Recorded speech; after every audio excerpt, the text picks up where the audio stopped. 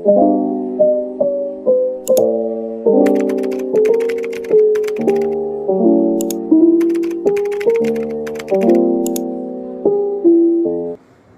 perkenalkan nama saya Uswatun Hasanarista. Nah, dalam video ini saya akan menjelaskan mengenai pembuatan laporan proposal bisnis dan juga rilis berita. Adapun cakupan materi yang akan saya bawakan adalah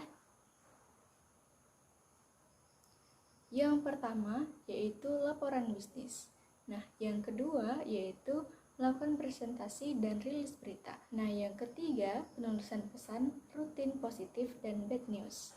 Kita akan masuk pada pembahasan yang pertama, yaitu mengenai laporan bisnis.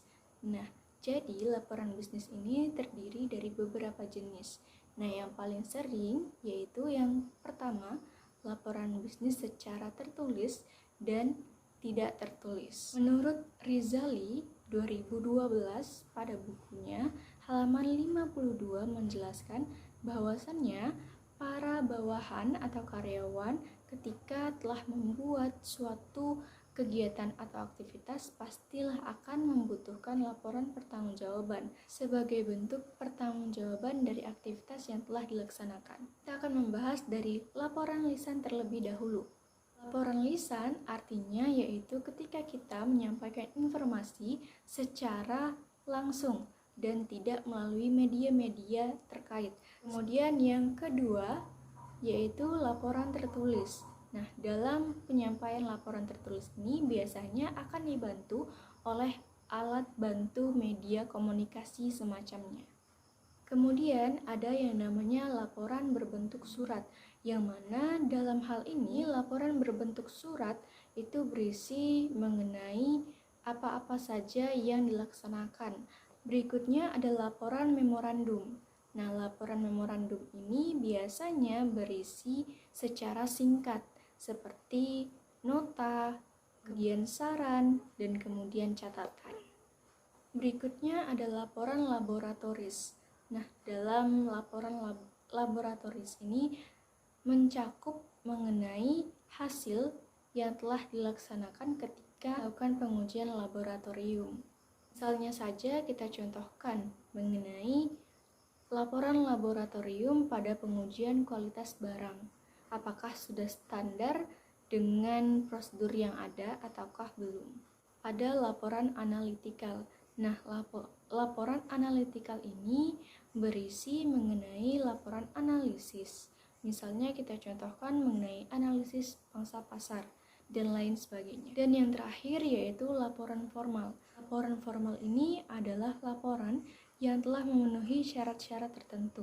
Misalnya kita contohkan seperti laporan akuntansi dan keuangan yang mana telah menggunakan Standar Nasional Indonesia atau SNI. Menurut Rizali pada bukunya tahun 2012 pada halaman 69 menyatakan bahwa proposal adalah suatu informasi mengenai penjabaran dan penjelasan yang mana bertujuan untuk menarik pembaca atau memberikan informasi kepada para pembaca. Pada proposal bisnis terdiri dari dua, bisa itu solicited dan bisa unsolicited. Solicited proposal adalah suatu penjabaran yang dibagikan oleh perusahaan dengan pihak luar perusahaan, di mana untuk membagikan informasi terkait apa yang akan dibutuhkan atau apa yang tengah dibutuhkan oleh perusahaan kita. Sementara unsolicited proposal adalah pemberian informasi yang ditujukan oleh luar perusahaan dengan atas inisiatif atau tanpa adanya pengumuman dari pihak luar, yang mana hal ini bertujuan untuk memperoleh dana dari luar pihak atau kesediaan kerjasama.